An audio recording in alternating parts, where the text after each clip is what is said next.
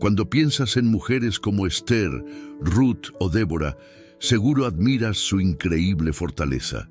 Pero, ¿y si te dijera que su poder no venía realmente de ellas? Solemos ver su fuerza como una capacidad humana fuera de serie, una resiliencia que nace del carácter. Pero la Biblia nos muestra algo mucho más profundo. El secreto de su valentía no era físico, ni siquiera solo emocional. Era algo más, un conjunto de dones divinos que las convirtieron en pilares en los momentos más oscuros. Su fortaleza no era algo que ellas tenían, sino algo que recibieron. No se trataba de no sentir miedo o dolor, sino de sentir la presencia de Dios justo en medio de la crisis. En este video no solo vamos a contar sus historias, vamos a revelar el origen de ese poder.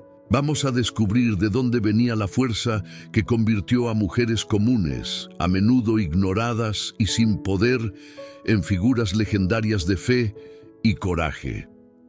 Exploraremos 3 fuentes de poder que las hicieron inquebrantables. Y lo más importante, quédate hasta el final para que veas cómo esa misma fortaleza, anclada en lo divino, puede ser una fuente de poder real y accesible para ti hoy. Pilar 1.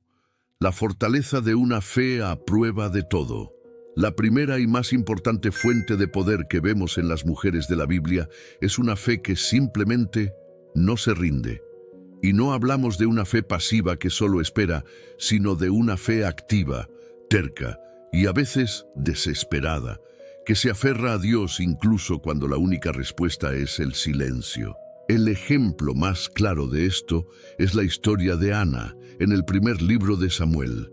Ana vivía en una cultura donde el valor de una mujer estaba totalmente ligado a su capacidad de tener hijos, y Ana era estéril. Su historia no empieza con poder, sino con una profunda sensación de vacío y vergüenza. Para colmo, la otra esposa de su marido, Penina, sí tenía hijos y la atormentaba sin piedad. La Biblia dice que Penina la irritaba, enojándola y entristeciéndola año tras año, convirtiendo su vida en un infierno. El dolor de Ana era tan grande que lloraba sin consuelo y ni siquiera comía. Su esposo, aunque la quería, no entendía la dimensión de su sufrimiento. Pero en ese abismo de desesperanza, Ana no se llenó de amargura. No maldijo su suerte ni se resignó al dolor. Hizo algo radical. Llevó su corazón roto al único lugar donde sabía que podía ser sanado. Durante una visita anual al templo en Silo, Ana se arrodilló a orar. La Biblia cuenta que oró con amargura de alma y lloró abundantemente. No fue una oración silenciosa y calmada, fue un desahogo total, un clamor que salía de sus entrañas. Movía los labios, pero no emitía sonido. Una oración tan intensa que el sacerdote Elí pensó que estaba borracha. Cuando Elí la regañó, la respuesta de Ana nos revela de dónde venía su fuerza. No, Señor mío, yo soy una mujer atribulada de espíritu. He derramado mi alma delante de Jehová. Y aquí está la clave. Su fuerza no estaba en no tener lágrimas, sino en saber a quién dirigirlas. No era negar su dolor, sino entregárselo por completo a Dios. Hizo una promesa. Si Dios le daba un hijo, ella se lo devolvería para que le sirviera toda su vida. Después de esa oración, después de soltar su carga, la Biblia nos cuenta algo increíble. Y se fue la mujer por su camino, y comió y no estuvo más triste. Nada en su situación había cambiado. Seguía sin tener hijos, pero algo dentro de ella sí había cambiado. Encontró paz, no en tener una respuesta, sino en la confianza de que Dios la había escuchado. Y Dios honró esa fe. Ana quedó embarazada y tuvo un hijo, Samuel, que significa pedido a Dios. Fiel a su promesa en cuanto pudo, lo llevó al templo y se lo dedicó al Señor. La historia de Ana nos enseña que la primera fuente de fortaleza es una fe inquebrantable, una fe que persevera, que es honesta con el dolor y que confía en Dios más que en las circunstancias. Su poder no estaba en ser fuerte y aguantar, sino en ser vulnerable ante Dios. Su fortaleza no fue la ausencia de sufrimiento, sino la fe en que ese sufrimiento tenía un propósito en manos de un Dios soberano. Pilar 2. La fortaleza de una valentía con propósito. La segunda clave que transformó a estas mujeres fue una valentía que no nacía de ellas, sino de un propósito divino. No se trata de no tener miedo, sino de actuar a pesar de él, porque entiendes que eres parte de un plan más grande, y ninguna historia muestra esto mejor que la de Esther, la huérfana judía que llegó a ser reina de Persia. La historia de Esther parece un cuento de hadas, pero muy pronto se convierte en una pesadilla. Una joven judía que oculta su identidad por consejo de su primo Mardoqueo, gana un concurso de belleza y se casa con el rey más poderoso del mundo, Asuero. Pero su posición de privilegio se vuelve una trampa mortal cuando Amán, un hombre muy poderoso en el reino, decreta un genocidio contra todo el pueblo judío. Amán, cegado por el odio porque Mardoqueo no se arrodillaba ante él, convenció al rey para firmar un edicto que no se podía anular: aniquilar a todos los judíos del imperio en un solo día. La ley fue sellada. El pánico se apoderó de todos. Mardoqueo le manda un mensaje a Esther pidiéndole que use su posición para salvar a su pueblo. Y la primera reacción de Esther es de puro miedo, y con toda la razón. Le recuerda a Mardoqueo una ley mortal. Cualquiera que se presentara ante el rey sin ser llamado, moría, a menos que el rey le extendiera su cetro de oro. Y a ella, el rey no la había llamado en 30 días. Acercarse al rey era literalmente una posible sentencia de muerte. Pero es aquí donde todo cambia. Mardoqueo le responde con una de las frases más impactantes de la Biblia: no pienses que por estar en el palacio escaparás, porque si callas en este tiempo, la ayuda y la liberación vendrán de otra parte para los judíos, pero tú y la casa de tu padre pereceréis. Y quién sabe si para una ocasión como esta has llegado al reino. En ese instante, Esther entiende que su corona no es una casualidad, no es un adorno, es una herramienta. Su vida no le pertenece solo a ella, sino a un propósito más grande. Su miedo no desaparece, pero queda pequeño ante la magnitud de su llamado. Lo que hace a continuación es una clase magistral de valentía y fe. Le pide a Mardoqueo y a todos los judíos que ayunen por ella durante 3 días. No corre a actuar sola, primero busca a Dios, y después de prepararse dice su famosa frase: entraré a ver al rey, aunque sea contra la ley, y si perezco, que perezca. Esa no es la frase de alguien imprudente, es la rendición de alguien que ha puesto su vida en manos de Dios para un propósito mayor. Actúa a pesar del miedo, no porque sea valiente por naturaleza, sino porque su confianza está en el Dios que la puso ahí para una ocasión como esta. Y como sabemos, el rey extendió su cetro. Esther, con una sabiduría increíble, desenmascaró el plan de Amán y salvó a su pueblo, cambiando el rumbo de la historia. La lección de Esther es que la segunda fuente de poder es la valentía que nace de un propósito divino. No es no tener miedo, es obedecer un llamado que te empuja a actuar a pesar de él.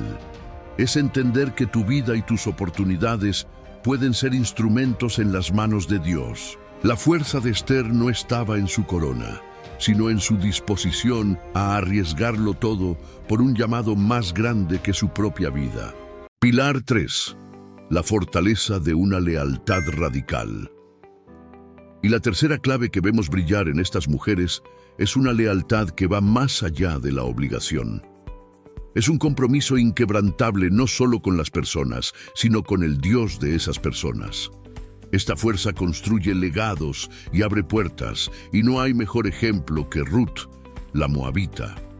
La historia de Ruth, como la de Ana, empieza con una pérdida terrible. El hambre obligó a una familia de Belén Noemí, su esposo y sus 2 hijos, a mudarse a Moab. Allí, los hijos se casaron con 2 mujeres de Moab, Orfa y Ruth. Pero la tragedia golpeó 3 veces. Murió el esposo de Noemí y con los años también murieron sus 2 hijos. Noemí se quedó sola en una tierra extraña, viuda y sin hijos, solo con sus 2 nueras. Cuando se entera de que el hambre en su tierra ha terminado, Noemí decide volver. Con el corazón roto, les dice a Orfa y a Ruth que regresen con sus familias, liberándolas de cualquier obligación. Ella sabe que no tiene nada que ofrecerles, ni más hijos, ni futuro, ni esperanza. Estaba tan destrozada que llegó a decir: «No me llaméis Noemí, que significa placentera, sino llamadme Mara, que significa amarga, porque en grande amargura me ha puesto el Todopoderoso». Orfa, llorando, se despide. Es la decisión más lógica y nadie podría culparla. Pero Ruth se niega. La Biblia dice que Ruth se aferró a ella. Y lo que Ruth dice a continuación son, sin duda, unas de las palabras de lealtad más potentes de la historia. «No me pidas que te deje, porque a donde quiera que tú vayas, iré yo. Tu pueblo será mi pueblo, y tu Dios, mi Dios. Donde tú mueras, moriré yo, y allí seré sepultada, que solo la muerte hará separación entre nosotras 2». Pensemos un segundo en lo que está haciendo Ruth. No solo está prometiendo cuidar de una anciana amargada, está abandonando todo lo que conoce, su tierra, su familia, su cultura y sus dioses.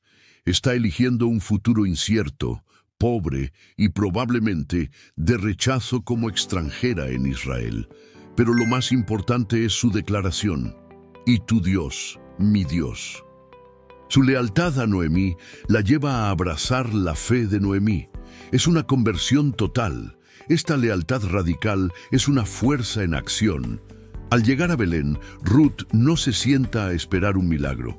Se pone a trabajar de inmediato, recogiendo las sobras de los campos para poder darle de comer a Noemí. Su esfuerzo, su humildad y, sobre todo, su fama de ser leal a su suegra no pasan desapercibidos. Esta lealtad en acción pone en marcha el plan de Dios. Booz, el dueño del campo y pariente de Noemí, se fija en ella. La gente del pueblo ya hablaba de ella y le dijeron: «Toda la gente de mi pueblo sabe que eres mujer virtuosa». Su lealtad fue un testimonio público que le abrió puertas. Booz la protege, la cuida y finalmente se casa con ella. La fortaleza de Ruth, su lealtad, no solo le dio un futuro y le devolvió la alegría a Noemí, sino que la colocó directamente en el linaje de Jesús. El hijo que tuvo con Booz fue el abuelo del rey David. La extranjera que lo abandonó todo por lealtad se convirtió en antepasada del Mesías. Lo que Ruth nos muestra es que la tercera fuente de poder es una lealtad que va más allá de la simple obligación. Es una fuerza que nace del amor y se demuestra con servicio y sacrificio. Es una lealtad que, al elegir a Dios y a su gente, desata bendiciones de maneras que nunca podríamos imaginar. Entonces, ¿cuál es la respuesta? ¿Por qué eran tan fuertes estas mujeres de la Biblia? La respuesta es que su fortaleza no era un rasgo de su carácter o simple resiliencia. Era un regalo de Dios, que se mostraba a través de 3 pilares. Primero, la fortaleza de una fe a prueba de todo, como la de Ana, que nos enseña que el poder no está en no sentir dolor, sino en saber a dónde llevarlo. Segundo, la fortaleza de una valentía con propósito, como la de Esther, que nos muestra que el verdadero coraje es actuar a pesar del miedo, impulsado por un llamado de Dios. Y tercero, la fortaleza de una lealtad radical, como la de Ruth, que nos demuestra que un compromiso que se sacrifica y sirve es una fuerza que construye legados. La fortaleza de estas mujeres no las hacía superhumanas. Al contrario, las hacía profundamente humanas y totalmente dependientes de Dios. Su fuerza no venía a pesar de sus debilidades, sino justamente a través de ellas. porque sus vacíos, sus miedos y sus pérdidas se convirtieron en los lugares donde el poder de Dios se lució con más fuerza. Y esa es la misma fuente de fortaleza que está disponible para nosotros hoy. En nuestras luchas, miedos y decisiones, estos tres pilares, la fe que persiste, la valentía con propósito y la lealtad radical, son el camino para encontrar una fuerza que no es nuestra, pero que se nos ofrece sin costo. Si este video te gustó y te aportó algo nuevo, suscríbete a nuestro canal y compártelo para que más personas puedan descubrir estas historias de poder. Ahora te toca a ti. ¿Qué otra mujer de la Biblia te inspira fortaleza? ¿O cuál de estos tres pilares te resuena más en este momento de tu vida? Cuéntanos en los comentarios. Nos encanta leer lo que piensan y aprender juntos.